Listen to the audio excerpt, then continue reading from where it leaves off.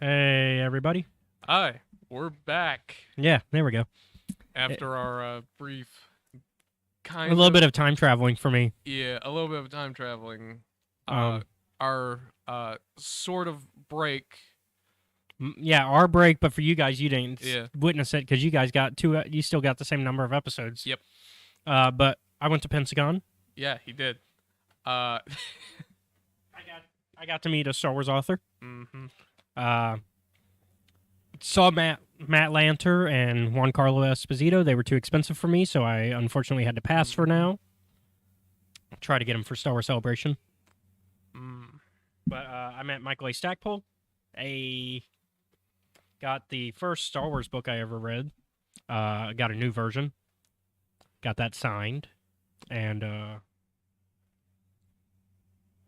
same thing with Rogue Squadron. Got a new version of that. The Essential Legends collection cover.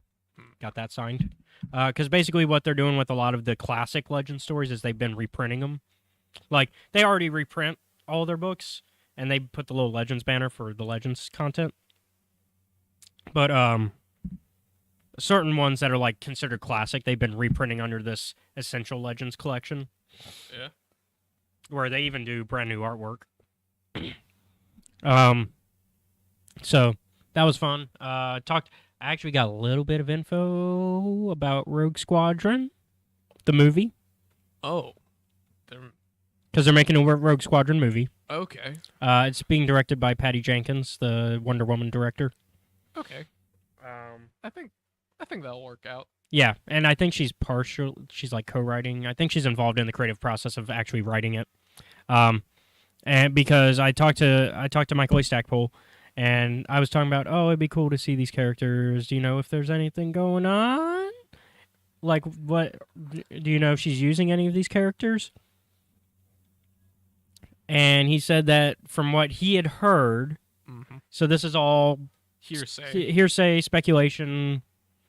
Obviously, nothing confirmed. Yep.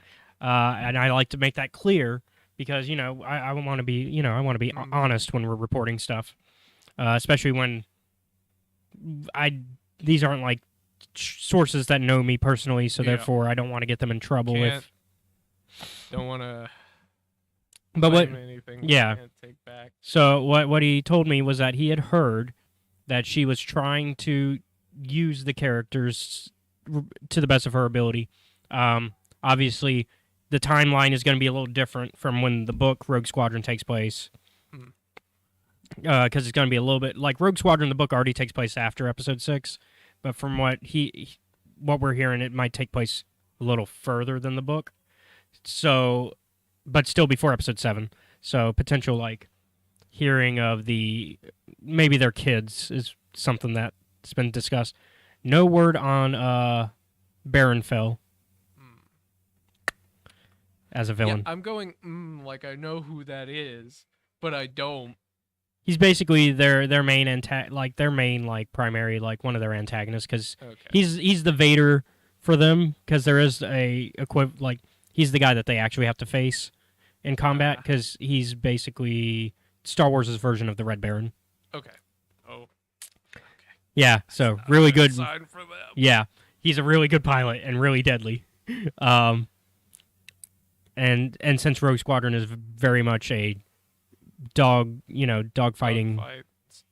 Yeah, since it's very much that type of story. That's all right. Yeah, it fits him. And then you have the main antagonist. I forget how to pronounce her name. She's like she's a admiral. Okay. Actually, she's in charge of Imperial intelligence. Sorry, Hussein Assad. And so you probably haven't heard too much. She's like post Episode 6 is where she becomes a real main villain, and it's Legends. And Yeah, I know that's not your strongest suit No, when it comes to the it's Star Wars not. universe. So yeah, so that was fun. What did you do on that for that week? You just chill? What? Yeah, you probably just we'll put it at you just got to relax. You got to take that think week I off. Did some home game stuff, and that was about it. Okay, some tabletop, Yeah. No. some D&D without me. Mm-hmm. Yeah. That's okay. I know a lot of games happen without me. I for me it was just like a I know, like for you guys that I play, like for that group, it's very much a.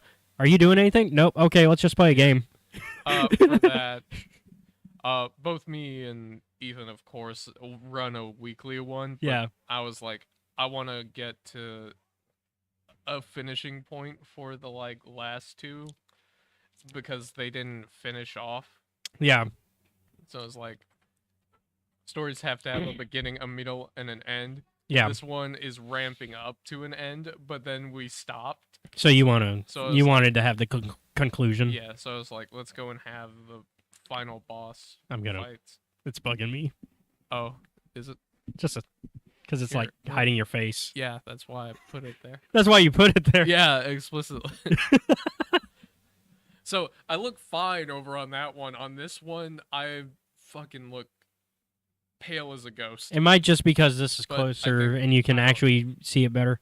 Yeah, I don't know shit about. Yeah, I cameras. finally have my computer here, so that way we can like control the situation Yeah. better than me having to walk back and forth.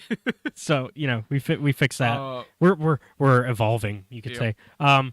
So we did get some sad news over the Pensacon week. Yeah. Also, my prediction was wrong about Kenobi. Oh yeah, super wrong. Super wrong. You could say Super Bowl wrong. Mm.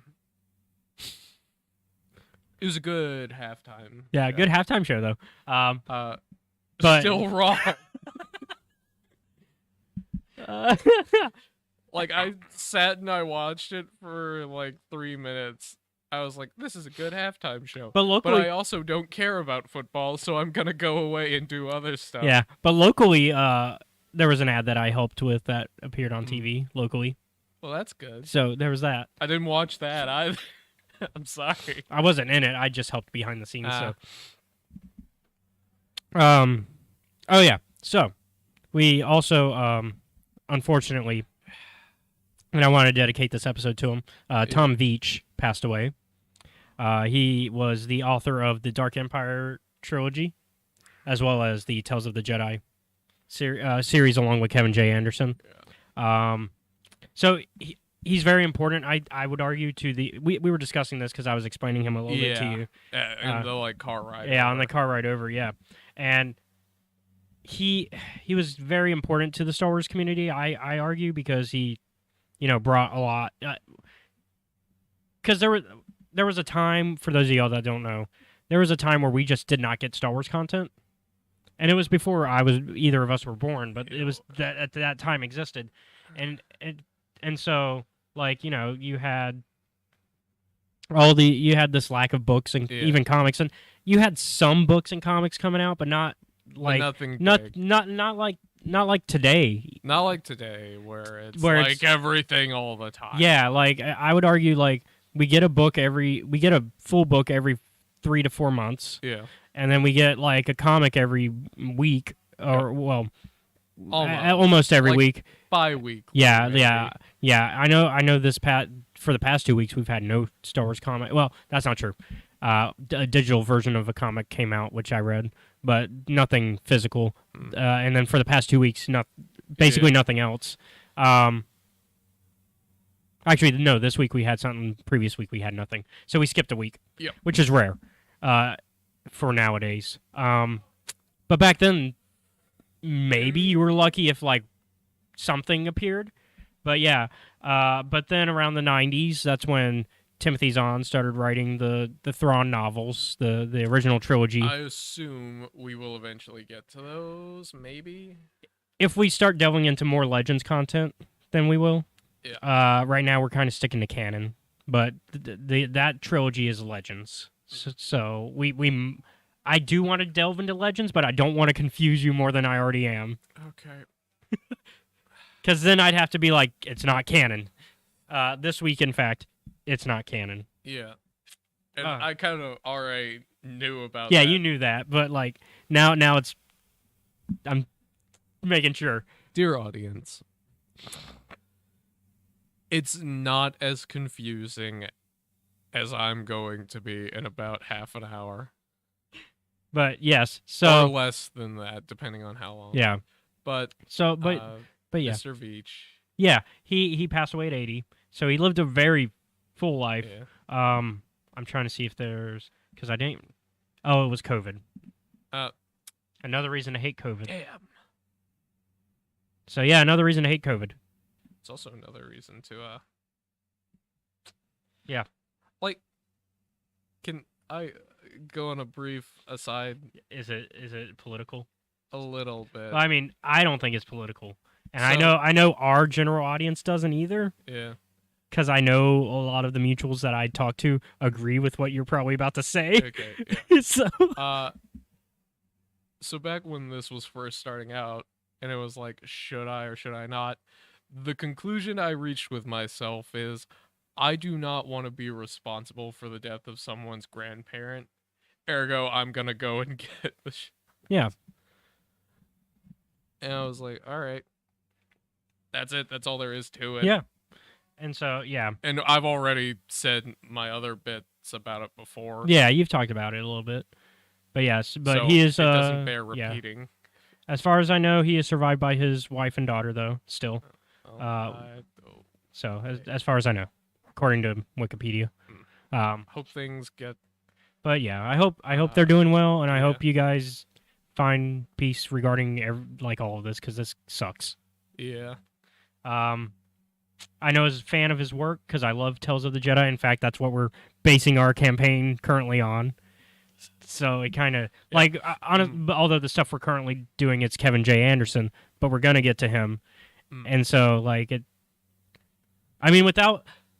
it's funny that we're talking about the Old Republic this week in a really dark ironic way. Yeah. Because without him and Kevin J. Anderson, we would not have the Old Republic. Because their work came first and kind of paved that era of Star Wars. Yeah.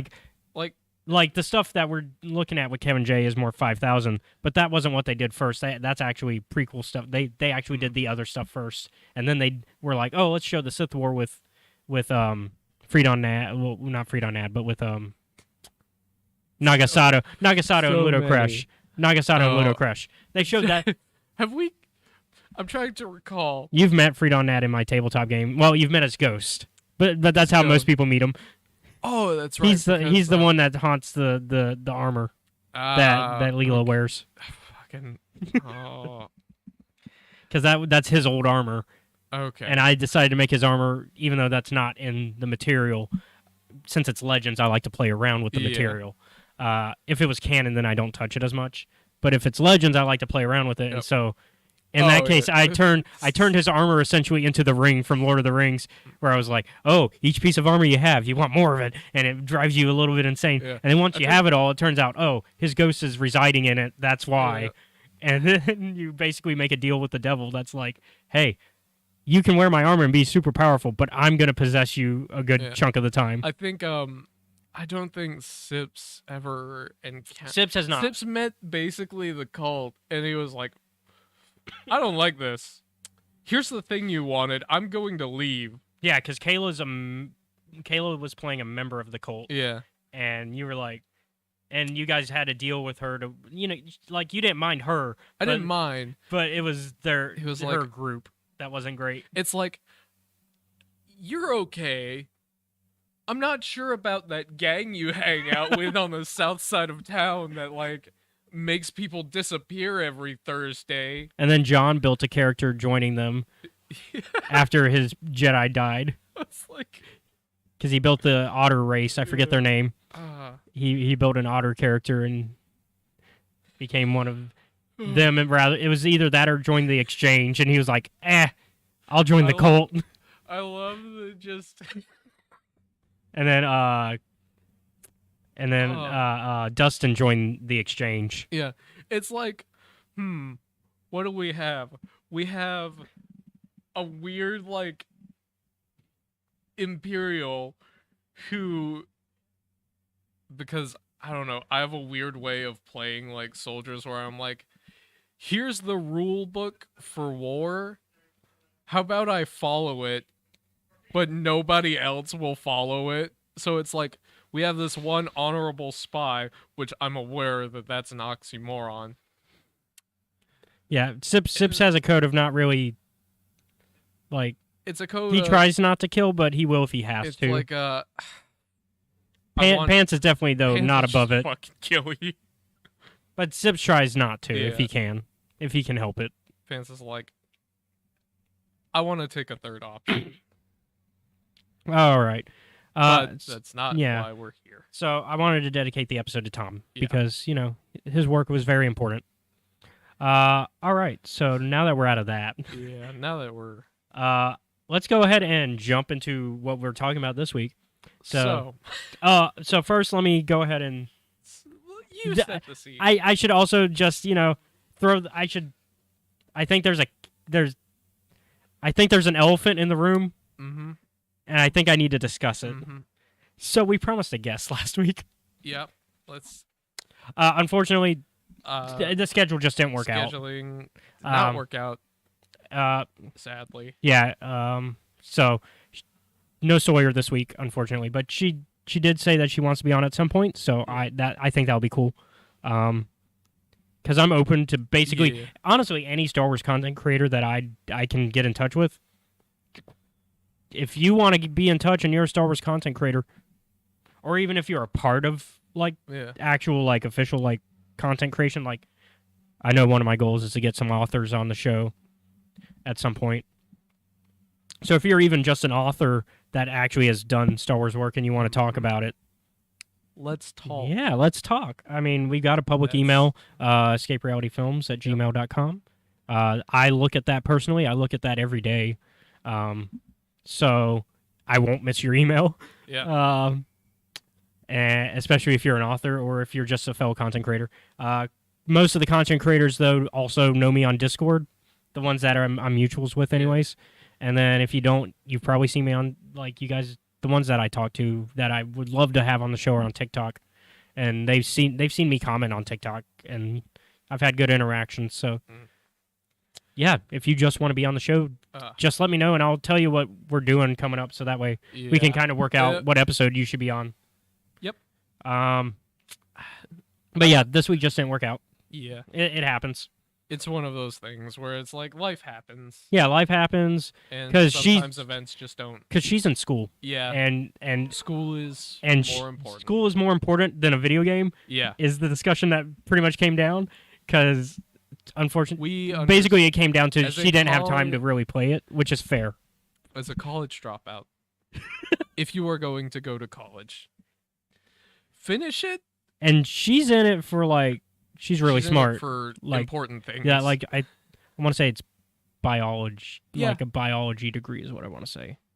And she's going for. If that's the case, then fucking you better stick to it. Yeah.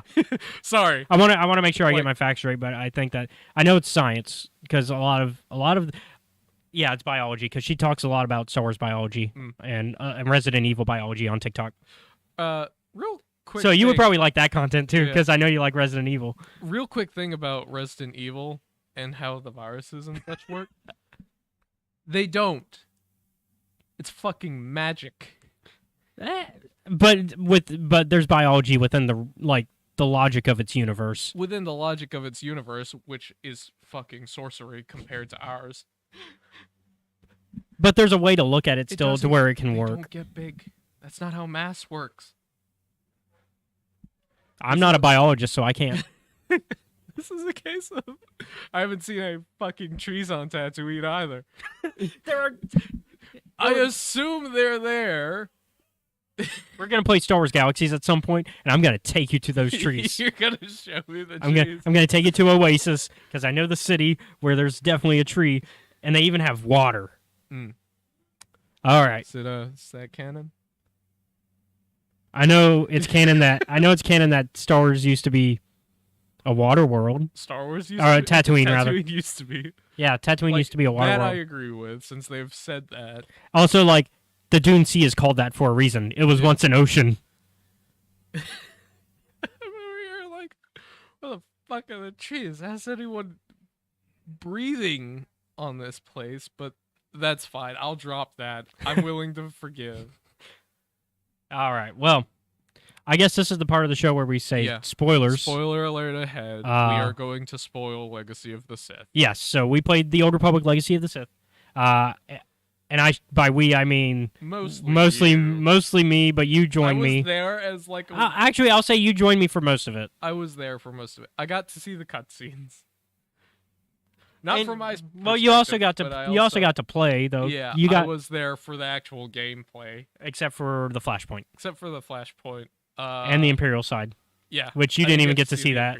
But I'm going to talk about it anyways because I experienced it. There are three things about the Imperial side. Before we even get there, there are three things that the Sith love: betraying each other, lying, and two-pronged attacks. Yeah. They love that. Yeah, they do.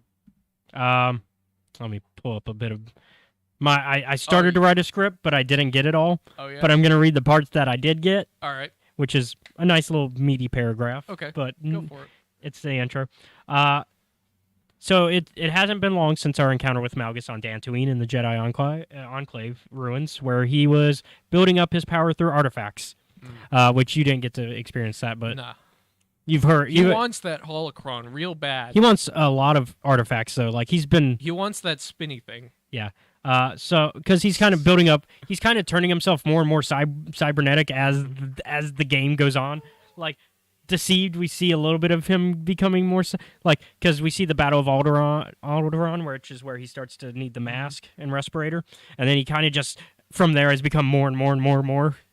But it's also like it's not just regular cybernetics, it's force-imbued cybernetics, and it's like, oh, that's dangerous. Yeah. And then is that a good idea? And then we'll talk about it a little bit later, because there's something brought up in the Imperial side that I found interesting, that I might have been referenced in the Deceived novel, but it's been a while since I read the book, so I don't remember if it was brought up before. Okay. But we're going to start with the Republic side, because it turns out, chronologically, that's where you start. So we see Arn, who was in the previous expansion as well, and you got to meet him a little bit because you played a little bit of the previous expansion. I got to meet Tau and Arn a little bit before you started helping me with stuff. Yeah, before I was like, okay, we're just gonna jump into it. Yeah. But Arn is with the Republic fleet above the planet of Manon for unknown reasons. For now, it seems the Empire has already made Manon its new operating base as they fired the planet's ion cannons at Arn and his army. It isn't long before they are all demolished. Like it's pretty quick. Yeah, because when you have a thing that can stop basically cars. Yeah. Well, ion cannons are built to are generally built to be the planet's main defense against ships. So, yeah.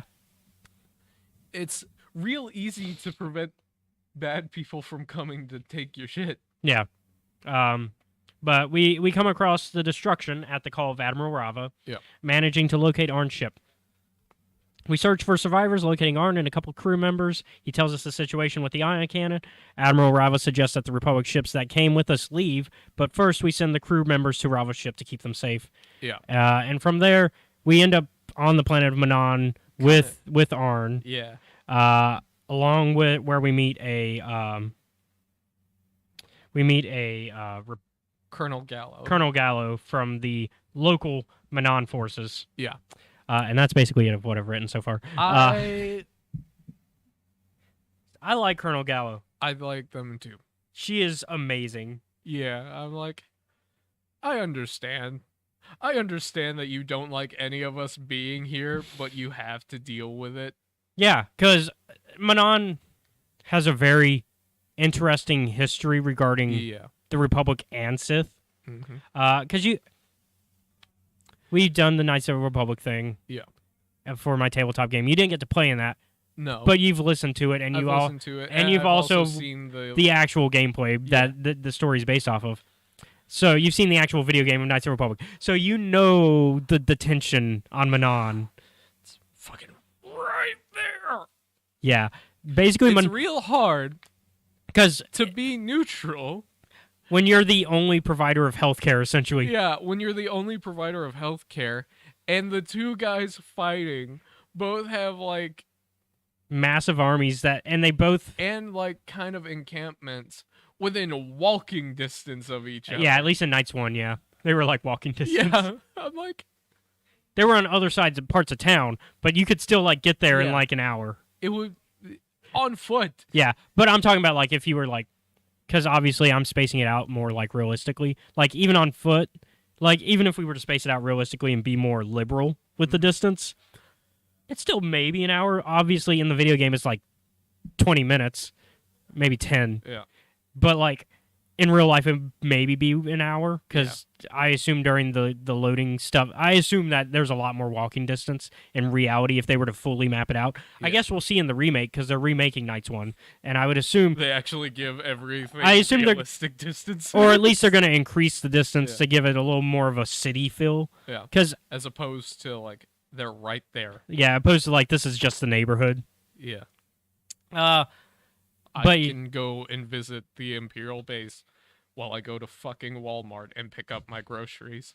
and then go back to the Republic base Yeah. like after that in no time. Do you think that was a situation that fucking happened? Like, they go out grocery shopping and they're like, No, because they're too busy committing war crimes against oh, each yeah, other. that's true. They are very busy committing war crimes. Specifically, Manon crimes, I guess. Not really war crimes, but crimes that are against Manon's ruling. Yeah. Because Manon's like, all right, we're allowing you to have your bases here, but no fighting. Which is a bad start. And if you do fight, it doesn't matter who starts it. We're calling everybody out that's involved in the fight. It's like school all Yeah. over again. Just It doesn't matter if you were the bully or the one being bullied. You're both in trouble. I think Which that was in Manon's case, it's not as bad. I don't blame Manon. In the case of schools, that's yeah. I have a little more problem with it with schools, but Manon is a little less of an issue because I get why. Because honestly, both sides did it in this case. Both sides were being aggressive in different ways. But yeah, so yeah, Manon does not have a great history in regards to trusting the Republic or the Sith Empire. Yeah, they've kind of. But once again, you're the only people. Yeah, because while Bacta has been mentioned in this time period, It's not. it's like It's very new. Very new. It's very new, very rare still, very experimental. Yeah. So they don't even know if it's going to be a good replacement for Kolto. But right now, Manon has the Kolto, which makes them a pretty fucking important place. Yeah. And so that's kind of where we are in terms of stuff going on. So, let's see, what was it? So after we meet Gallo's like, okay, well, we need to start making plans. We need to capture this base, right? Yeah. So we go to capture this base where we find out, okay, now we can figure out how to get rid of the ion cannon because that's our main issue, is that ion cannon. I think. No, we'll get to the. So yeah, we have to go to get to the base first. Yeah, we had to get the base first. And as we're like going to the base, of course there are people that are like, as a matter of fact, no, you're not going to take this base because it's their job to make sure it. Yeah. And it's like, And of course, during this whole time, there's an admiral that we're dealing with, and I think for those who have played the other content, we've met him before. Let me make sure I get this right. yeah. But you can keep explaining what you were. There's this major. We'll get to him, I think. So as you're going to the base, of course, do we fight the Darmanda as well? Are they here? No. No, I'm getting parts. You're getting stuff from before Okay. mixed up. Because, we did a little bit Yeah. of the before. But what is this guy's name? Are you thinking of the Imperial guy that I'm trying to look up? Yeah, that's... You know what? It doesn't matter what his name is. Yeah. What matters is what he does. And this fucker is smart. He's like, I know what to do. I'm going to just go and close the doors. Yeah, like we walked up to the door and it was like, nope, shut. Yep. And so the door is closed, and we're like, okay, well, how are we gonna get in? And then we got some thermal detonators, got our way in, because we had the way to launch them, but we needed like the actual detonators. Yeah. So we got that, and that kind of let us in. Oh, I saw his name, Major Dosk. Dusk. Okay. Yeah, that was the name I was trying to pull up. So I'm trying to remember if we fought him before, but you keep going. another thing we had to do, there were these mortars that we had to take out. Yeah, there was a lot of obstacles that were like, oh, you gotta. So basically, the whole Manon thing is basically a campaign of war of us trying to. It's The end goal is to get rid of the to get rid of the ion cannon. That's the end goal. The end goal is get rid of the ion cannon. But in order to do that, you need to get into the base, cut off the power, and in order to even get to the base, you gotta go and take out these fucking mortars that will not leave you alone. Okay, so according to Wikipedia, this is Major Dosk's first appearance. Okay.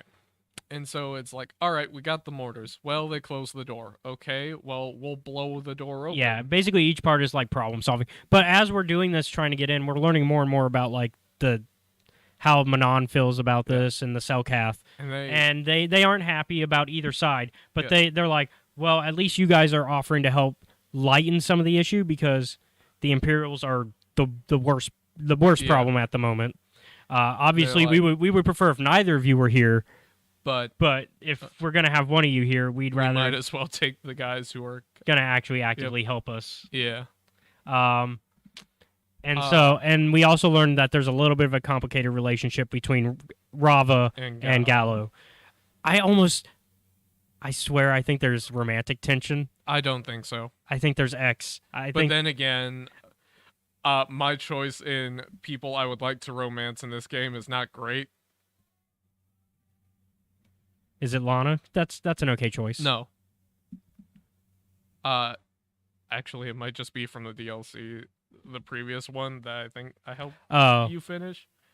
I was like, it's the Sith lady. And I'm like, you're attractive. However, you are evil. It's the one that's like, oh, I killed 3 Jedi and then I killed 3 more because I fucking hate odd numbers. Oh, yeah. I was like,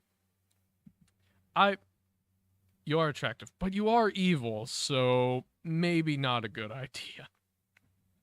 And that is a problem that I kind of have just in fictional settings. I'm like, well, you're evil, but you're still really good looking. You're really good looking. Oh, I know what you're talking about. Is it was it for when I was doing Galactic Seasons? Because we did Galactic Seasons a little bit. Was it when I had you help me with the veteran mode of that story? Is that what it was? I think so. Yeah.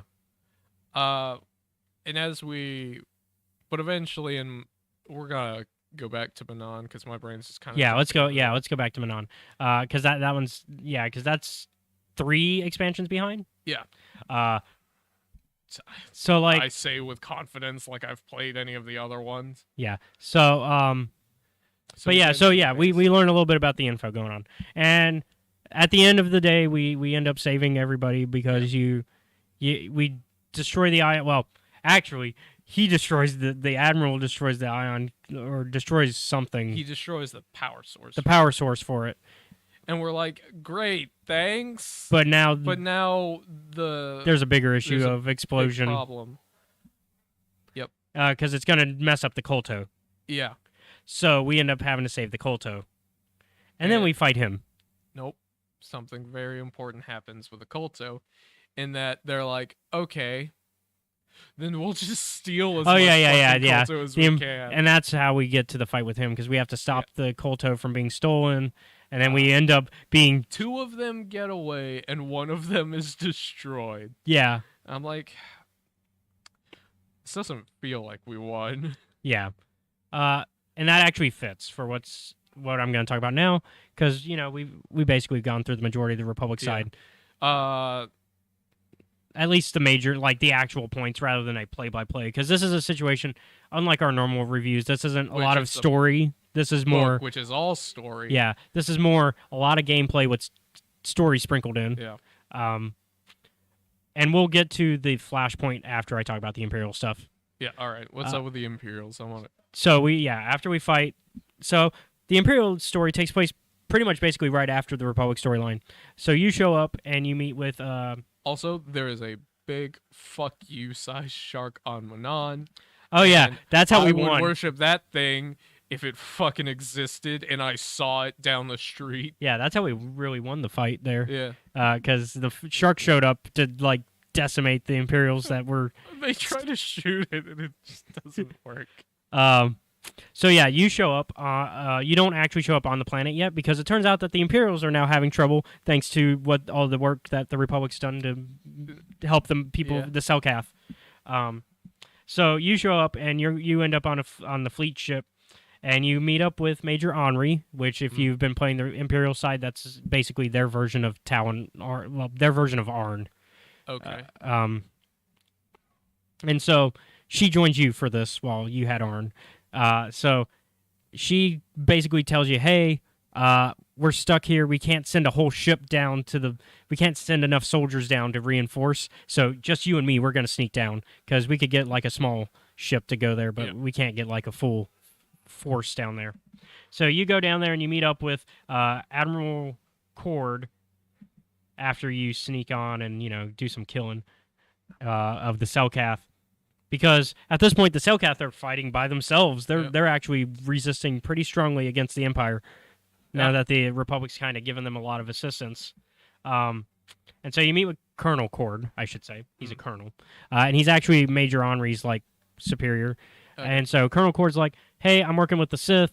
I'm working with a a new Sith council member. And he's basically given the orders for what we're doing around here. And so the premise here is to basically take back everything that the Republic's kind of taken from you for the most part.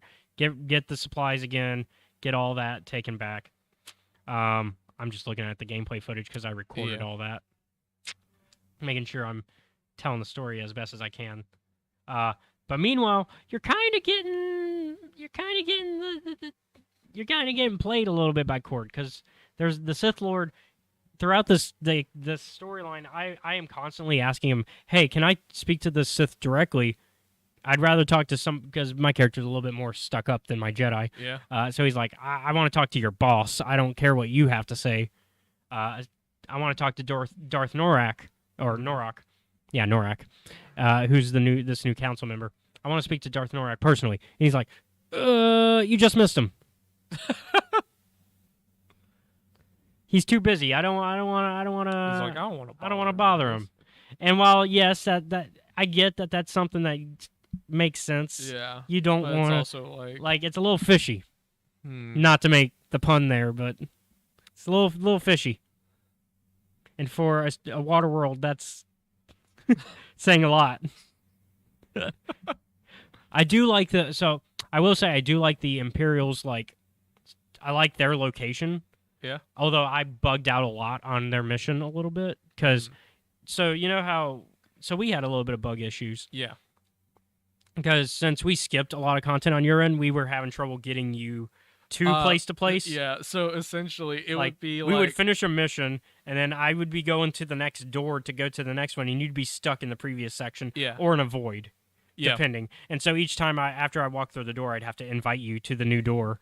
Essentially, I don't know what it looked like for you, but for me, it was a lot of like being teleported from location to location. And so that ended up happening a lot. So the Imperial one was like, there's just one door.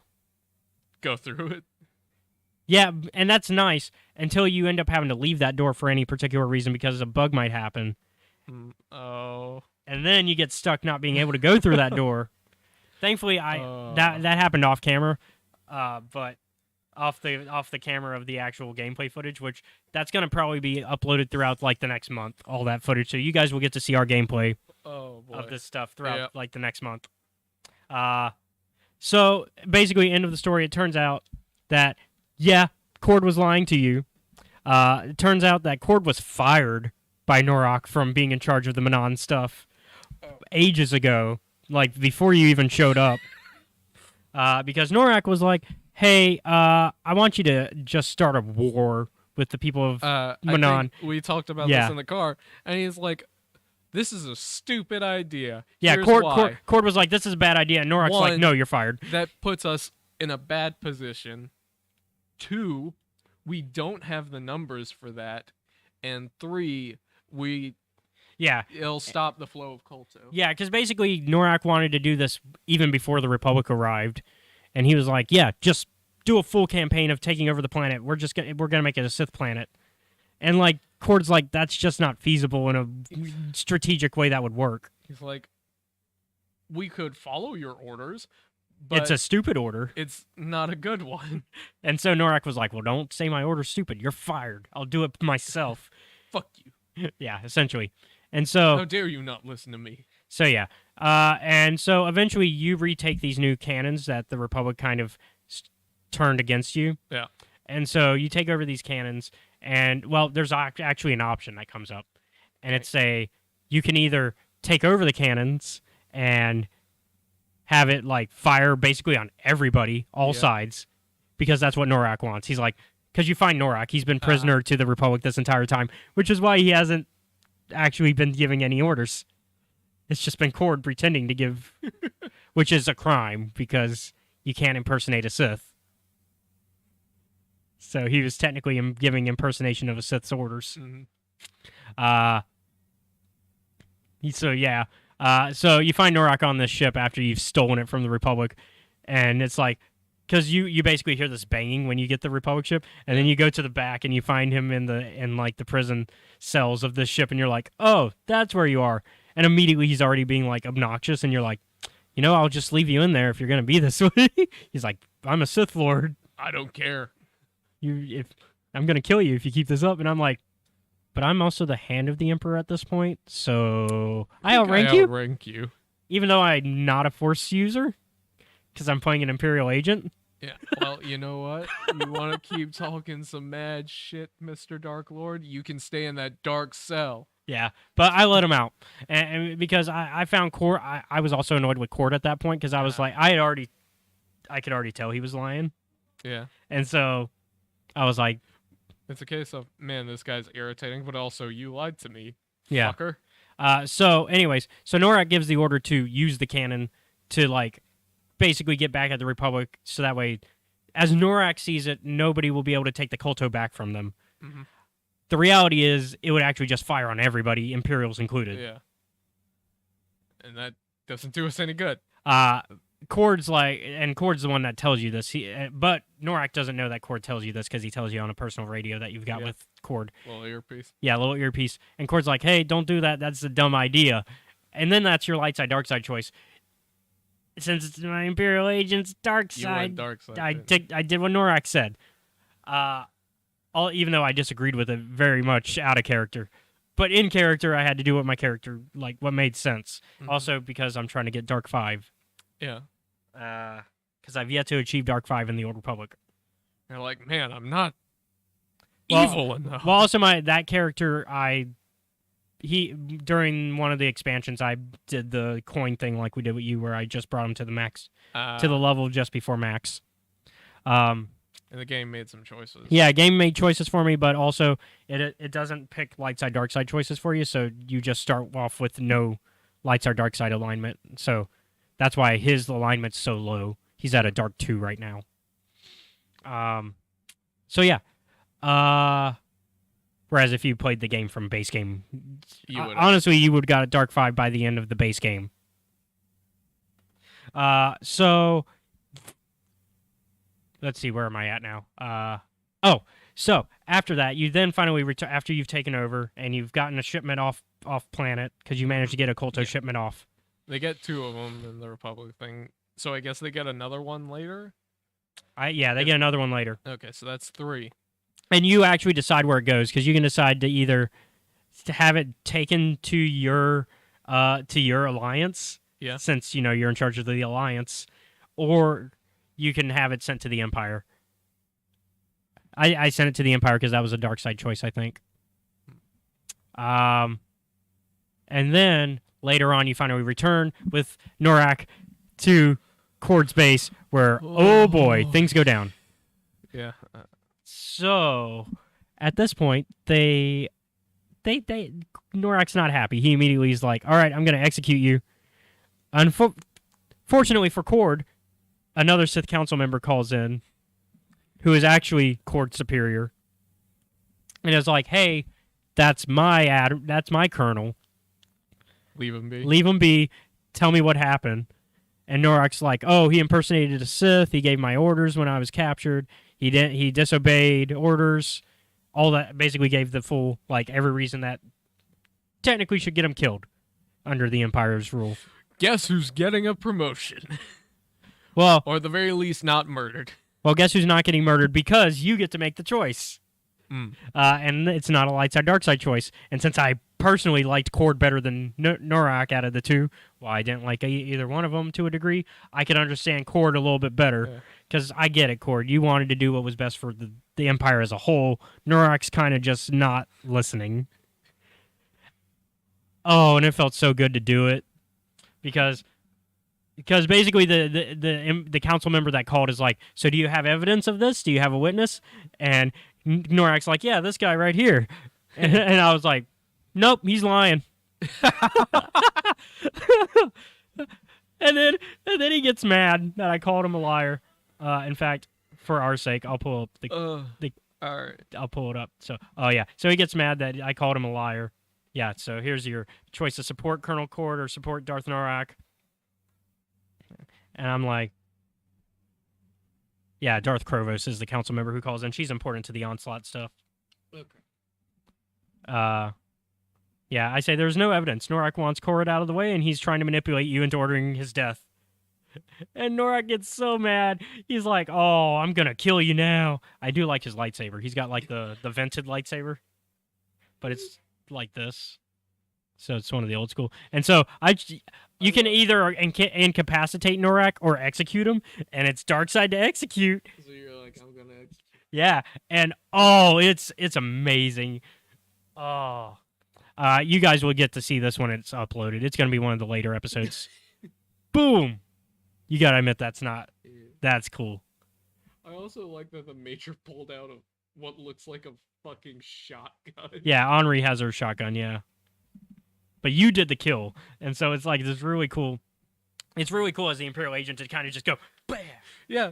Because at that point I had picked my. So let's talk a little bit about the new stuff besides story a little bit, because we haven't really gone into the functionality of it yet. What did work for me was great. So do you like the UI is new? Like a lot of the UI is new. Like when it comes to like. So the main border stuff, that's the same. And did that work for you? Yeah. This is your first time playing the Old Republic. The border, yeah. And you were connected. You were using my laptop, but you connected it to a TV. So usually I would shrink the UI a little bit, but you were like, "Oh, this is perfect for me because I'm using a TV." Yeah. This is fine because now I can see the UI better. And then the new stuff though comes with the menus. So the new UI kind of comes with going in through your inventory, going through your character sheet, stuff like that. How did that work for you? I know a lot of people. So I played the public test server before the expansion came out, and I got to see a lot of this before.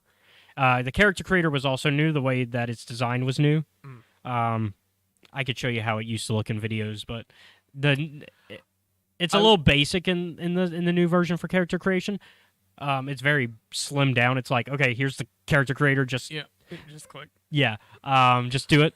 But the character, like the way the menus work for character sheet and an inventory, that's new. It was fine once I fucking understood what I was doing. Yeah, because a lot of people find it a little bulky. I personally like the new UI a lot. I liked it when I saw it in the public test server, and I kind of like it now still. Because I like being able to open my character sheet. Because your character sheet is also where you it's where you see your inventory for your character as well. You see what your character is wearing. So I like being able to open that, and then the inventory automatically opening as part of it. Because it used to be you had to open the character sheet and then the inventory. So if, say, you needed to, like in my case, I do a lot of personal upgrades to my armor. So like modification, because you start to play with mods and armoring, and when you get further in and and you get like modifiable equipment, you start to really play with that. Man, You didn't get to that. You didn't get to that point. Like you probably have equipment that's modifiable, but you haven't played with that yet. But when you start to play with that, it's nice to have a menu that you can just go, and then everything's there. Whereas, and you still have to like right click on equipment that you're gonna change, but it's better than going, all right, character sheet, inventory. Okay, now I've got both of the menus I need. But whereas just hit character sheet. Okay, my inventory's here, and that's why I like it. I do think the inventory one by itself is a little big for just the inventory, but I like overall. I think it's fine. I fucking wish I knew how to play that game better, but I'll teach you down the. I do love that one of the things that you found fucking absolutely hilarious is the fact that I was walking everywhere. Yeah, since I didn't know how to use a mount. Yeah, how do you like get a vehicle or anything? So I was like, well, I guess I'll just fucking walk through this forest. Yeah, especially because you were high enough level to have a vehicle. You just, one, forgot to pick up that training from your trainer. And then, two, you didn't have a vehicle. You hadn't bought one. And a lot of my vehicles are free. And you had a free vehicle, I think. I had a gift vehicle. Yeah, I have a lot of gift vehicles because I do a lot of stuff. But no training to use it. Yeah. So it's like... And so we went on a quest to get you your training off screen. We did that. And we were like, okay. And then I taught you how to equip it and how to like ride it. Because I was like, you're walking everywhere. That is too much walking in this game. And then I taught you how to quick travel also because once again, while everything is beautiful in this game, it can get a bit. It's just very walk heavy, and then you get stuck with fighting everything. And so I did a lot of fighting on Osis. Quite a bit. Once I fucking hopefully I helped smooth it a little bit once I taught you that. Yeah. I also. And this is still back on Osis, and I assume you're done there. I failed forward and did the same thing for a little bit on... You hadn't started Dantooine. I think the next place would be... we did Mechshaw together. Yeah. Which is after Osis. I think it's Osis then Mechshaw, right? I think so. Oh, no. Osis, Onderon, Mechshaw. Onderon. Yeah, you fell forward on Onderon. That's what it was. Because you told me about that. You were like, I fell forward on Onderon. Yeah. Yeah. And then I met you, and then I started helping you with Onderon, and we played Mechshaw together as well. I also had a bad habit of falling off of cliffs. Well, it's the universe of Star Wars, no railings. Yeah. I don't fucking believe in that for some reason. Except for on Mechshaw. Mechshaw has them. Yeah. Anyways.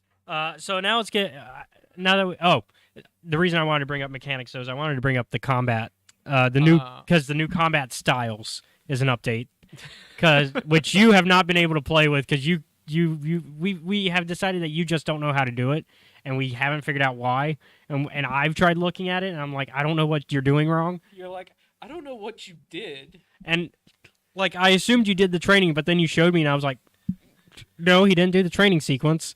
And I finally got to see what it looks like for like tech users? tech combat, how that goes. Because obviously I've seen how Force users do it twice now. Because how does it so the techies the tech classes get to go to like a gun shop essentially, and they're like, all right, we're gonna teach you a new tech skill. And so they're just like it's more grounded, and so you go to basically this third party gun. It's basically GSI. No, it is GSI. So which is like in the Star Wars universe, they're like one of the main gun manufacturers. Outside of a few other like Aerotech and a few other Star Wars companies, Blast Tech. Outside of a few other Star Wars companies, they're like one of the top ones, at least during the Old Republic era. And so since they're neutral, they're like, we'll train anybody. And so I made my Imperial agent learn the Scoundrel class, which I know you're kicking yourself for not having. Yeah. because that's how you do your stealthing. Yeah. And Would so have made the game a little bit easier. my Imperial agent, who was a sniper, then also got to take the scoundrel class. So he was a sniper scoundrel.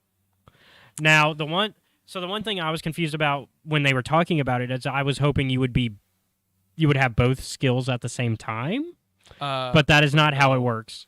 You switch between the two, don't you? Yes, because during the public test server, I never got to actually get a character far enough to actually play with that part of it, because you have to be level 50 to access the second class. Yeah. Which means basically you have to beat the main base game to get the second class. But yeah, I had to deal with that to you basically switch between combat styles. And so force user combat styles can have other force user combat styles. If you're a Jedi, you can only access dark side stuff if you have a Dark 5 on your account. Which is why I'm trying to get a Dark 5. Did not for that character. No, for that character I did not. So I went with Jedi Sage, which I ended up loving. Sage? Or not Sage. Shadow. Shadow. The other consular class. Because there's you have Sage and Shadow for consular. Shadow I ended up loving because one, I like the being able to stealth around. Yeah. But two, I just loved the way that instead of force jump like a lot of the knight classes, they have like this teleport thing almost. Like a short range teleport. Yeah, short range teleport where you can. Which, oh man, it made fights really easy. It would be great because essentially, you basically had to do nothing. You got to just watch. I got to watch and hang back. Like I got to. What would happen sometimes though? You wouldn't even be in the room yet, and I'd finish it off, and then you'd come in and be like, "Oh, it's done." Yeah, I'm like, okay, I guess everybody else is just Yes, fucking they're dead. murdered. Yeah, and so that was fun. I hope I did not steal the fun away from you by doing that. It was fine. I do like that eventually we got into the groove of you going and scouting ahead and letting me know like where their healers were. Yeah. So that when the fight actually kicked off, I could just kill the healer while you and everybody else were dealing Which with was also stuff. a benefit of the Shadow, because I could just go in there, not aggro anybody yet, and go and start tabbing and looking for all the healers and go, okay, we got a healer here, got a healer here. Yeah. And since you're a sniper, you were just like, all right, I'll do my big aerial strike first, my orbital strike. So that'll get all of their attention, and then then I'll whittle on the healer, and then we'll switch to whichever. Yeah, I'm surprised you didn't make more use of. I don't know if you put it on your I forget the word all of a sudden for it. The tab. Yeah. I don't know if you put it on there, but there's an ability where it's basically you pull out your blasters and you just go, or actually it's more because you have. Oh, penetrating blast? No, it's one where it's like an area of effect and you're just. I didn't get that.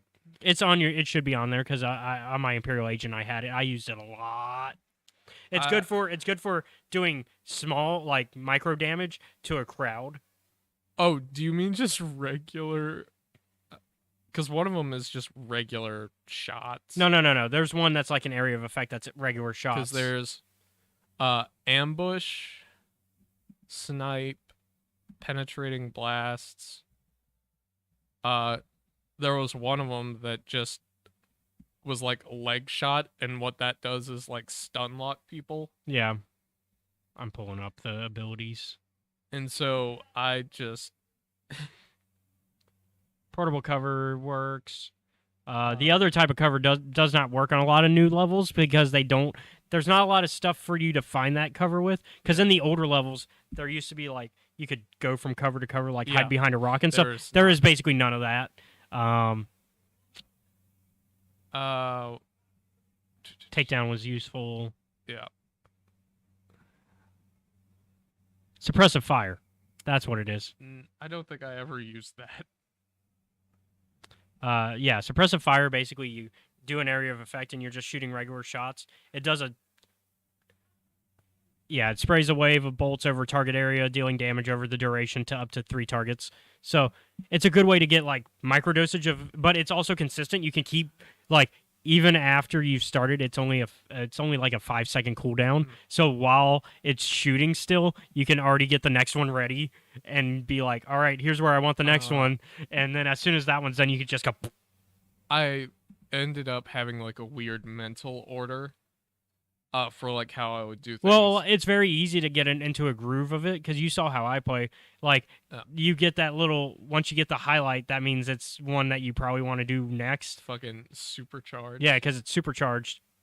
And so I usually get into the groove of going from supercharged to supercharge once I've like started a supercharged combo. And then if I don't, then I get into a groove of just going 1, 2, 3, 4, 5, 6, 7, 8, 9, 0 dash plus sign, and then I get the second row with my mouse until like a supercharge happens.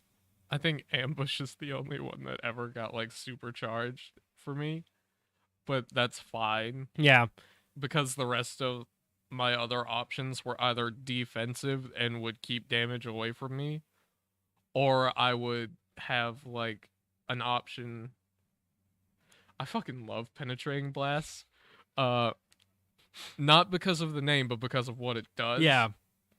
It does a lot of what it does is it damages their armor by like 20% or something. So what I would do is I'd be like, okay, we'll do airstrike, ambush, penetrating blast, recover. Yeah, of course I would have all my like defensive. Yeah, you've got your groove. And then it's like, all right, snipe after that, or frag grenade in case I just felt like being a little bit of a dick. And a frag grenade's also good because it also causes certain enemies to fly back. Yeah. So it's a good way, like if you're starting to get like getting too many people on your face. From me. Yeah. Especially since in your case you're a ranged character, so it's good for you to be like, nope, get away, go over there, deal with them. And so there's that. And I feel like you would like Scoundrel after I've played him, after I played that for my Imperial Agent, because not only do you get to be sneaky, you also have some healing abilities, because it's one of the healer classes, so you can, because you've also got like 3 combat styles within that combat style that you can choose from. Always go. So, and usually we go DPS. But for me, and Scoundrel has a DPS, 2 DPS options. There's really only one healer option, and then you would like them because I know how you like your characters. You can be a pugilist. Yes, an armed one too. Ignore the fact that it never fucking worked out. No, in the Super Universe playtest. No, it did not. But I know you like that. I thought we found a way to make it work better. We did. It's just your rolls were not great. The system worked. Your rolls were not great. My luck was not great. But yeah. So there's certain abilities that you have as a Scoundrel where you can just come up on somebody, and go, bah! And smack them with your gun, and then there's one where you can actually do I forget what it's called, but you hit them twice. Oh, sucker punch! It's what it's called, and you go, bah, bah. So you could come in from stealth and just go, come up behind them and go, bah, bah. And then that's how you start your fight. And then there's another ability that I would use often that basically brings in these droids that have like knives that have like the spinning blades on them, and so you bring in 5 of them, and it's an area of effect attack, and so a bunch of droids just pop up and start doing micro damage. It was a great way to get rid of waves of enemies. Yeah. But yeah, so let's go ahead. We've now talked a little bit about the system, and I think at the end of the day, we like the combat, and we like the UI and all the new updates. Let's talk about the Flashpoint. So the Flashpoint is one of those things. So Flashpoints are always like this for certain ones. This is one of the Flashpoints where the story's not different no matter in either case in Republic Imperial. The only difference is where Malgus ends up. Yeah. Because obviously if you're Imperial, he's going to end up with the Imperials. If you're Republic, he's going to end up with the Republic. Yeah. And by that I mean captured. I was not with you on this one. This one you were on your own. Yeah, So there was a way for us to play together. The problem was it got rid of the cutscenes. Oh yeah, that's right. Because we could play the story version, like, because there's 3 difficulties in Flashpoints: story, veteran, master. Yeah. And so they added solo story for certain Flashpoints, because there's certain Flashpoints where they are definitely important to game and very important to the narrative that's being told in SWTOR. And this was one of those. And so there's solo story, which is where you play absolutely by yourself, and that's how you get all the cutscenes. And it's why when we did that one Flashpoint, I realized why there was like no cutscenes during that. It's because we played story mode and not solo story, which would have been you going by yourself without me. Yeah. The Mandalorian one, the Darmondo one. Yeah. And so so I ended up just playing it and he ended up watching, so that way he still got the content. So you go to this ancient planet where both the Jedi and Sith are investigating because it's a planet that was once the base of Darth Nul, which nobody knows anything really about. What was the great fucking immediate thing of us going to the planet? Oh yeah, we went. So the planet is Elam, and we go there, and we're like, oh, this is really beautiful because there's like a lot of trees, a lot of green for a planet that was a Sith planet. And then immediately we see the 10 creatures. Feet. We go 10 feet. And I'm like, you're like, I take that back. Take it back. Yeah. Because it turns out that Darth Nul was experimenting on the planet. Darth Nul was a scientist, essentially. A little bit of a scientist, a little bit of a, what's it called, an alchemist. Yeah. A Sith alchemist. But definitely on the scientist end, because there was also a lot of technology. Oh, yeah. She fucking updated her computer. Yeah, so real good. So when you get there, you on the Republic side, you're teamed up with Lana and Tau. On the Imperial side, you're teamed up with you have Lana still, and then I forget the name of the representative for the Imperials.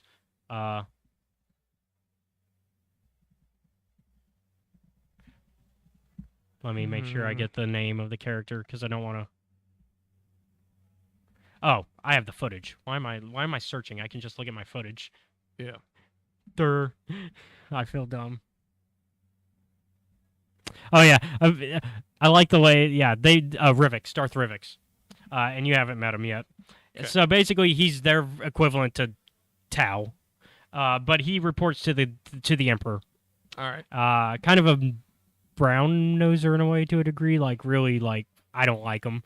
I don't trust him either, and neither does Lana. So basically Rivix is like, hey, we gotta go to this place together to the planet Elam. So Rivix is your Tau for the Imperials. So you go to Elam, where it turns out Malgus has been here. Yeah. She's hanging out. Yeah, so this is why everybody's like, okay, we gotta get there because we gotta find Malgus.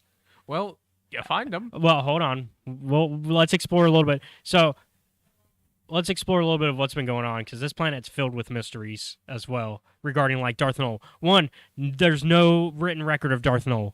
No. Which means... all gone. No records, which Lana, on both versions, suggests that this either means that either she got rid of the records because it just didn't work out, or was a threat to the Emperor in some way, or the Dark Council to the point that they didn't like her and got rid of her somehow. To get rid of him. And so, either way, not a great sign. Yeah, not good. Especially since, like, and this is a conversation she has after we run into Darth Nul's supercomputer, which is a mini boss fight. Yeah. Which is even playing by yourself I don't know, being a non-force user, that fight was hard. I played it on my Imperial agent, and I tried like 3 different ways to make that work. I ended up having to have Rivix tank, Lana DPS, and then I was the healer in order to get through that fight. So Rivix was doing most of the damage. Rivix and Lana were doing the damage. I was staying back. I was like, as long as I don't die, and as long as Rivix doesn't die, we're good. Because Lana can't die because we don't have her health bar icon, so she can't fall. Because you can only have one companion at a time, technically. And so, yeah. Just running around, doing your best. Doing my best, hiding, making sure Rivix got everybody aggroed so that way I didn't. And And so I let Rivix do the work. I had to point him in directions. Sometimes I had to be like, hey, attack that. Because, in the boss, in that fight, you have to defeat certain things before you can defeat the computer itself. I'm trying not to spoil the combat, like the victory paths, because, like, that's, I think, even if we're going full spoiler for the story, I figure like that's a fun thing to kind of figure out. Figure it out on their own. So yeah, eventually you find out, the Imperials have kind of made their way to the planet if you're on the Republic side. If you're on the Imperial side, you find, the Republic has made their way. So now you start having to, like, get rid of them on your way to the temple that you're trying to get to, and where basically you think Malgus is hiding. Yeah, there's and also a weird bit where it's like, some of these weren't killed by, like, blaster fire. Oh yeah, that's before the computer fight. You find out that they were killed by the computer. Yeah, and they're like, they kind of go like, this doesn't make much sense. And then you find the computer and you find out, that makes sense now. Oh yeah. All right, let's go. So eventually you end up after doing a little bit of mountain climbing, because you actually have to hook shot, essentially zip line. You have to hook shot, zip line, whatever you want to call it, over to the top of the mountain, fighting whichever opposite faction that you're on. Call that shit a long jump. Yeah, but you there's like a line that you're connected to. So Link, I was thinking Legend of Zelda hook shot, but I think they call it your zip lining. So eventually you make it up. When you get to the top of the mountain where you're like, okay, I made it to the temple. Maybe we beat Malgus because, it looks like you could get in. Nope. Malgus comes out with his new artifact already attached to him. He kind of just starts to wreck shop a little. Yeah, like he gets into a little bit of you get a really short conversation with him where he's like, oh, it's you. Of course it would be. And you're like, yeah, it's me. You. And so, yeah, you get into a fight with him where he upgraded a bit. Mm-hmm. The last time you actually fight him is not in the previous expansion. It's not in the Onslaught expansion. The last time you fight him is during the False Emperor flashpoint. I do remember me being like, watching that fight. I'm like, can you survive that hit? Oh yeah, whenever he was zipping. Yeah. Yeah. And so yeah, in this fight, is, you can, but it's a lot of damage. But don't do it again. Yeah, don't do it too many times in a row. You could probably take a hit, get healed, and then take a hit. But if you take a hit, you're dead. Yeah. He was a lot faster than I thought he'd be. Same. Like, for a minute, I was good. It's actually easier as an Imperial agent because you can keep range and you can just pew, pew, pew, pew, while he's running still. Whereas as a Jedi, I had to wait till he stopped running. Because I was like, I'll let you keep running. I'll let you run that off. You got the zoomies. You're like my dog. Like, yeah, dog. Really is like a dog though, because like, especially like Honey. Honey could probably like roll you over like that if going at that speed. Yeah. She could go and then you fall over. It's like Buster. He's fucking taken us out a time or two. We have never given an animal a fucking more apt name. Yeah. Yeah, no kidding. So yeah. So eventually you defeat Malgus. Depending on which side you're on, all the important characters that are NPCs show up to help you save the day. This isn't necessarily important to the story, but a lot of when the people do show up to save the day, you were really happy to see a lot of them. For the first time, there's a brief force battle which either knocks a few Jedi just straight up unconscious or fucking kills them. Yeah. It's unclear. Yeah, and before, I think it just knocks them. Because nobody dies on the Imperial side when they arrest them. You almost get knocked over the cliff before the fight with Malgus. Thankfully, Lana's there to save the day. Yep. But yeah, so they... all the important characters show up on both sides, depending whichever side you're on. The important characters for that faction show up. So if you're the Republic, Satele shows up, Nostarel shows up. Tau and Arn are both there. Like everybody important's there.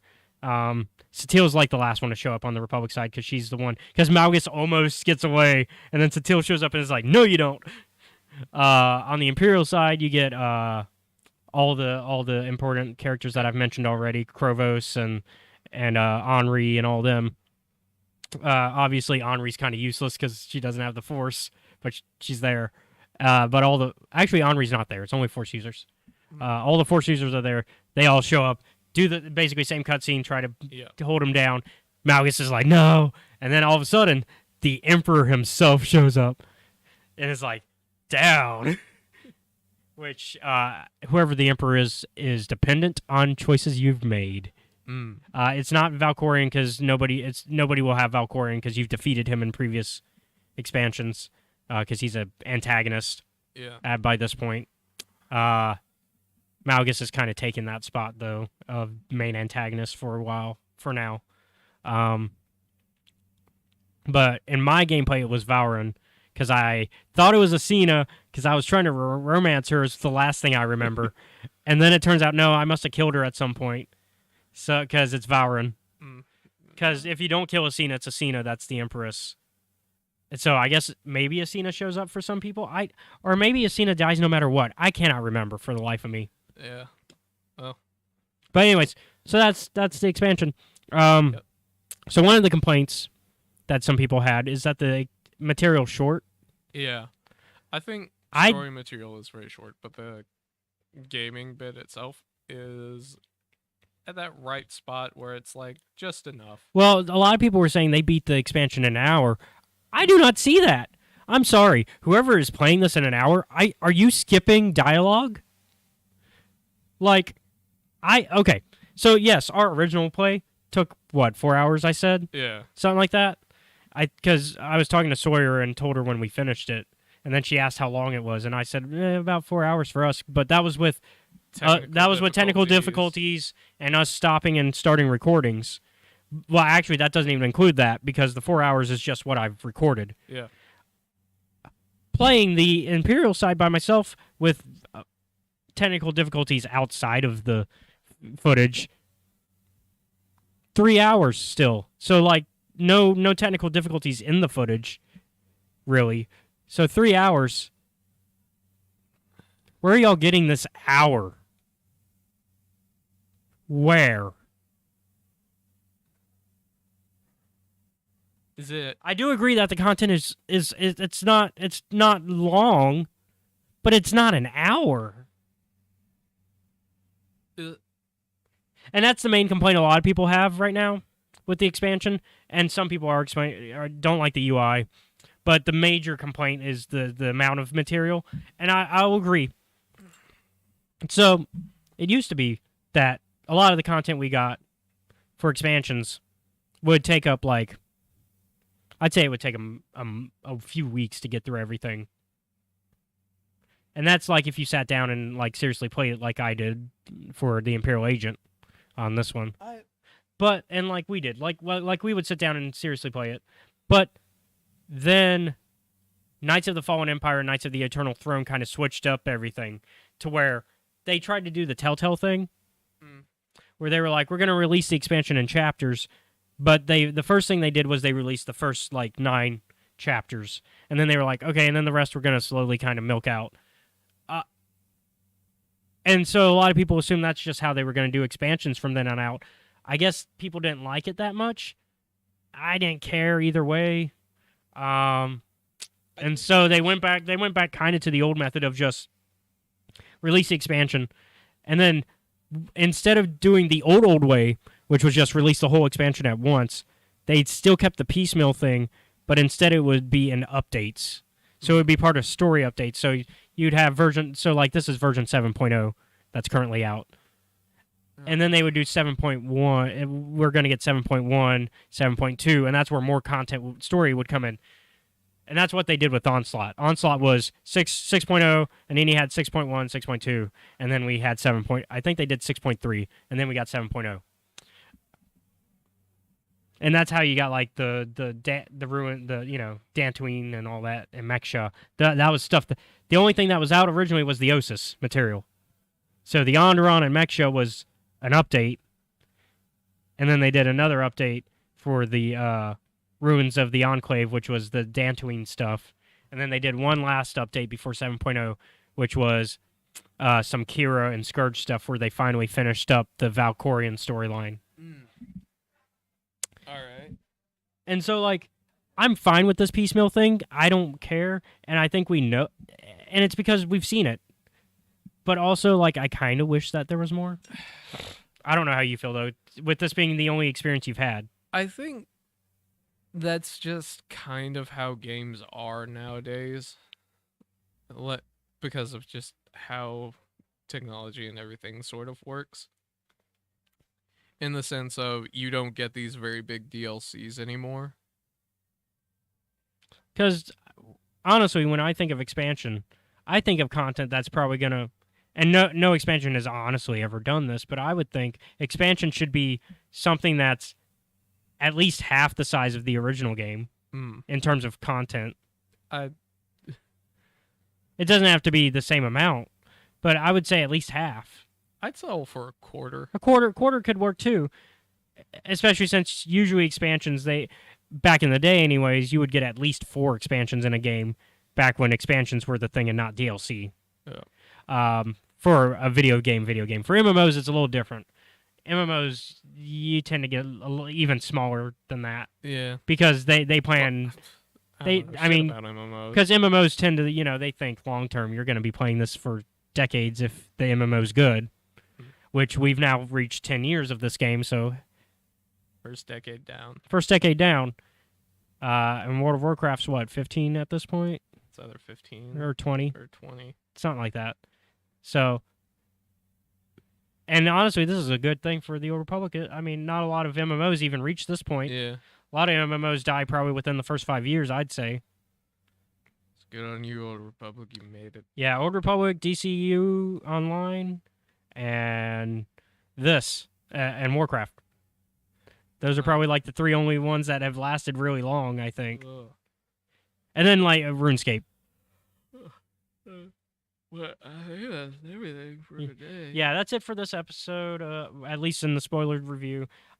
I like the expansion. I'm excited to see what the updates do. We're gonna review the updates when they come out.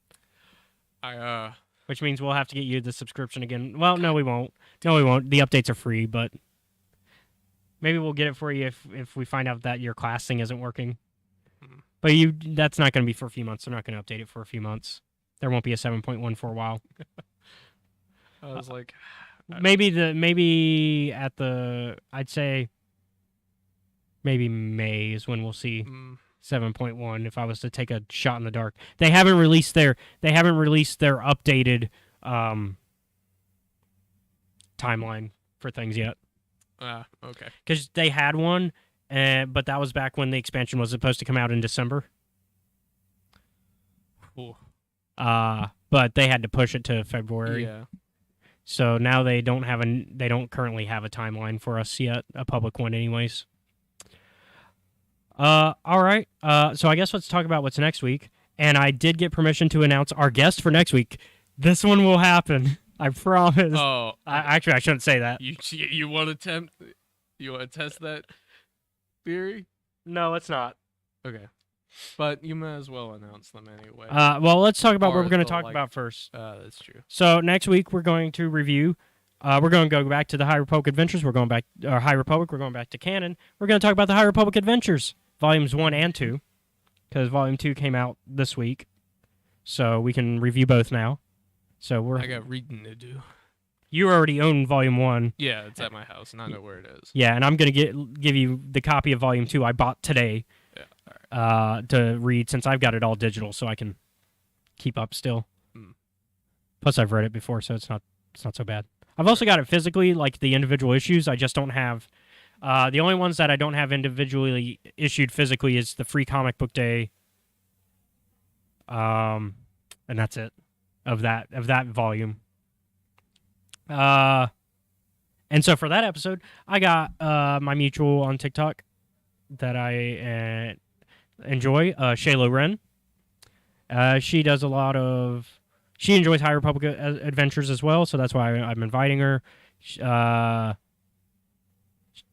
does Pokemon stuff, talks about Pokemon and other stuff on her TikTok and Fallout. So that's something you guys have in common Fallout that you could talk I about? don't know a lot about Fallout. I will admit You that. just like to play it. I like playing it a little. Yeah, Just a little. just a little, just a little, just a Yeah, little. Just a little. It's not like, for a while there, I would come over to your house and you would always be playing it.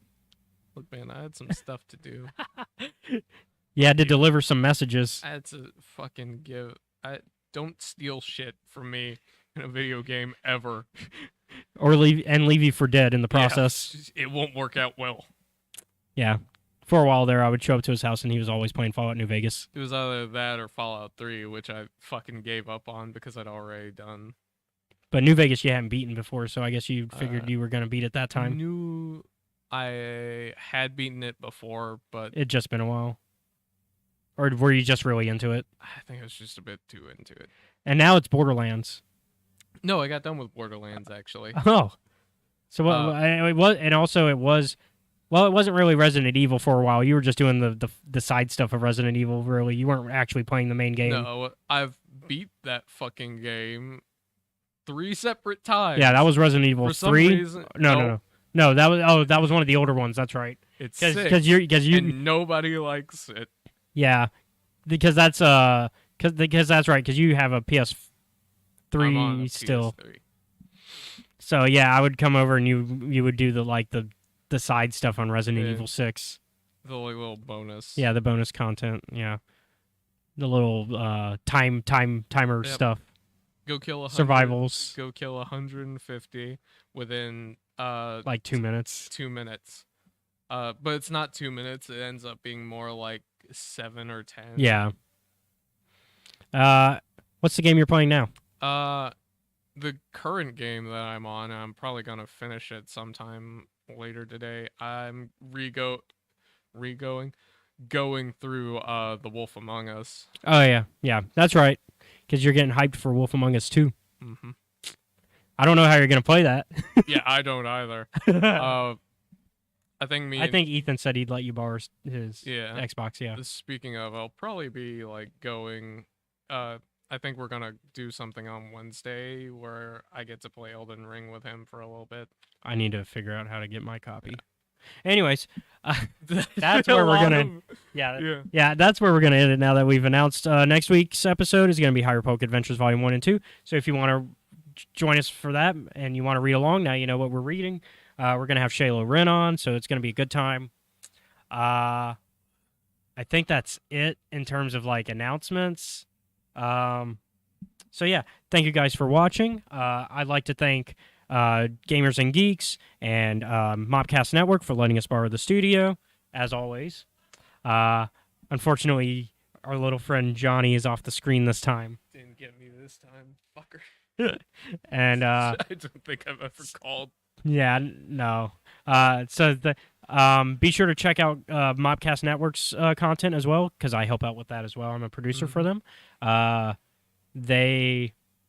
You can find them on YouTube. If you want to see the video content, it's youtube.com/Mobcast Network, where you can watch Cult Movie Cantina, where they talk about old movies. This week, you're going to get to see... We're going to talk about... I don't know if this week the Pensacon stuff will come out. I think the Pensacon video that we just shot will come out first. That might be it. Yeah. So you'll get to see what happened, what all I did at Pensacon besides get some books. And then the other show we have is now My Star Wars Life. It was Mando Mondays because we were talking about Book of Boba Fett, but now that that's over, we're going back to My Star Wars Life, where we're just going to talk about Star Wars in general, very similar to this, except they're a little bit more general. We kind of we have a schedule regarding certain things that we talk about. They're kind of like, what happened this week? What do we want to talk about? Like, I think we're going to talk about the Star Wars Galactic Star Cruiser experience, the hotel. Hotel. Yeah. Didn't they say it was like $2,000 for 2 people? It's like it's something like $2,000 for 2 people for 2 nights, something like that. Or I think 4,000 actually. We got a big pocketbook. Oh no, it's 2,000. I was looking at it because it's 5,000 for a family of 4. Okay. But it's a whole experience. It's kind of like being on a. It's kind of like being on a cruise ship, except it's a hotel, and you've got this whole interactive experience. There's like a story going on and everything. But I'm gonna save that for my Star Wars life. Yeah, so, save that for that. Yeah. That show needs some. Yeah. So, well, they got content too, and it's also two different audiences, I think, for the most part. But please check them out. Be sure to subscribe to them; they're really awesome. If you don't really care about the video side, you can find them on any podcasting app. I can't find us there yet. We're working on getting the podcasting app thing going. Right now, it's just here on YouTube and Twitch, and I think eventually I might do Facebook as well. But if you want to watch more of our content, there's youtube.com/Escape Reality Films, where you can check out our other content. That's where you're going to be able to see our gameplay of the Old Republic within the next few weeks. Yeah. I think it's actually going to start probably this upcoming week. You'll get to start seeing it. And then after that, we got some other content that we're planning. If you're already watching us on YouTube, you can check out the Twitch, which is twitch.tv/DJ Star Wars 94, where you can see me play Mass Effect, and for the most part, it's been a while since I've done that. It's also where you can see a lot of the podcast stuff, if you aren't there already. And if you want to check us out on YouTube, please be sure to like and subscribe. And if you're checking us out on Twitch, please subscribe and follow. It really helps out every little bit. And if you're in the Mobile, Alabama area, check out Gamers and Geeks, which is where we have this place at. Usually I like to give them a little shout out. It's a gaming shop, so it's very friendly to everybody. So if you want like your tabletop games, your Magic the Gathering, Pokemon cards even, and then they have the Engage store there as well, where you can rent out video game consoles, including you can rent out a computer. Like they have a tower they have different towers you can rent out. You can even rent out a VR headset. I think they've also got their and then arcade. for Gamers and Geeks, they got the arcade back here, where you pay $10 for the day and you can play pretty much any arcade game without any coins. You just free play. Let's see, what am I missing? Oh yeah, the Patreon. Oh yeah, the Patreon. I forgot we have one. Yeah, we have one of those. So if you really want to help show financial support, and you don't have to, but if you really want to help out, it helps. Because ideally the goal is to eventually have me work for myself, so that way we can kind of just make this full time. And then once I am able to pay for myself, I want to pay for like people like Seth. Yeah. So that way you could do this full time if you wanted to. If you wanted to. Obviously, this might not be your interest, but maybe one day. Maybe one day. For now, the grind is the grind. Yeah. So the Patreon would help end the grind a little bit, and every little bit helps. $1. I think our lowest though is a $5. I think tier. I wouldn't know. You set that up, not me. Yeah, it's been a while since I looked. Oh no, the lowest one is $1. Because we have a patron. We have our one patron at the moment. And you can find that at patreon.com/Escape Reality Films. The $1 a month, which does still help, is the Antonio tier. For a single $1 a month, you will be given weekly updates on projects through our Patreon, where you'll have insider information on on what we're making and how far in the process we are. You will be given access to our Discord server, so you can come hang out with us. You'll also be given access to the Super Universe tabletop RPG playtest. So it's a playtest for a RPG system that I'm working on based on my novels. And so through the Discord server, you'll have access to that. $5 a month, though, you'll get all of that on top of having access to the YouTube videos a week before they go public. And honestly, I would even probably suggest, if you like sci-fi, because I really should push my novel, because you were talking about it earlier before we started, and I really should push for it more. It's our most expensive tier, but, and I'm probably going to add something to that, because I haven't added my newest book to that, to the rewards yet. But I do write novels as well, and so for the $25 a month tier, which we call the Sylvester tier. Oh God! After your character from the playtest that we did for Super Universe, along with all previous rewards that are mentioned, which there's a lot of other rewards. Oh, all the tiers are named after. after characters. Yeah. Okay. Yeah. You got the Antonio, the Jimmy, the Toki. So if you like our Star Wars RPG games, you got the Toki tier at $10, which gives you PDF copies of scripts that we're doing a month before we make it. Which ideally, I want to get back to making like scripted content, like in terms of like stuff like D&D adventures, and that's where this helps out. Really, Yeah. this helps fund that stuff and make it to where that's a reality and where I can sit down and write a script and just full time make videos like that. And that's really the only reason that I haven't been able to do that as much. The Sildenafil tier, so if you like our D&D adventures, that's $15 a month.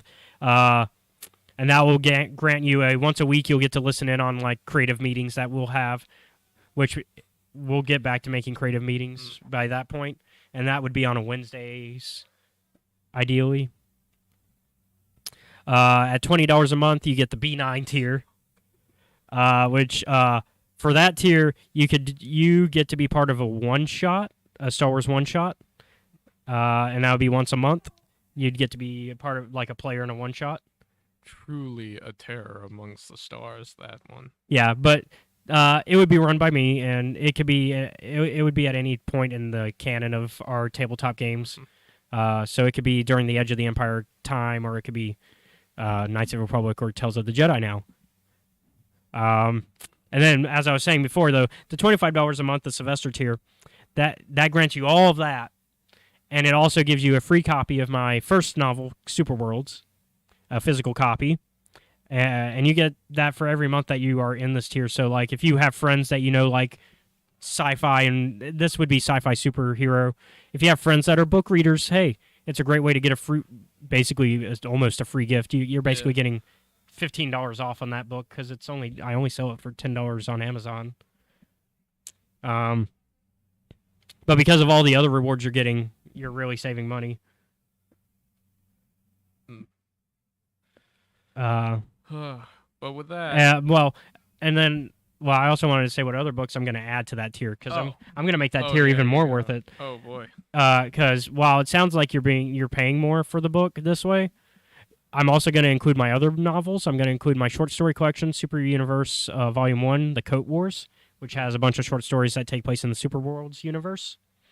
And then I'm going to include my most recent novel that came out the last year. It was the end of last year. Fuck, what's Time Ninja. Time Ninja?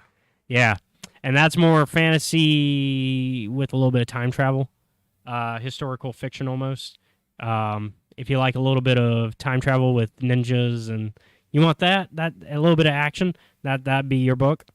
Now, obviously, you don't have to get my books this way. This would just give you a free copy of all three. That's the way you can get all three. But the other way you can get my books is by going to Amazon. And I'm trying to figure out a way to link. If you're on YouTube, it's linked. Superworlds is linked already in the description. And so from there, you could probably find my other books. The easiest way is actually to look up my name, because for some reason, Superworlds is hard to find if you look up Superworlds, unless you add my name, Caleb Lockwood. Because when the first results, it's not up there, even in books. Like, even if you specify books, which is kind of upsetting. It's not on the first page at all. I don't think it's even on the second page. But I think Time Ninja might show up, though, right away. Yeah, it's on the first page. So Time Ninja is easy to find. So if you want to check out Time Ninja, that one's easy to find. Superworlds is a little harder. You have to look up Superworlds and then my name. Super Universe, Coat Wars. So yeah, Super Universe is easy as well. I think even if you just do Super Universe, it might... it shows up on the first page. So you can find all my books there. So that's other ways to support us. I just wanted to throw that out there because I'm really usually bad at promoting the books, and I really need to do that more. Yeah. Especially since I want to do more, and I want to do more with those books too. So, thank you guys for watching, and we'll see you guys next time with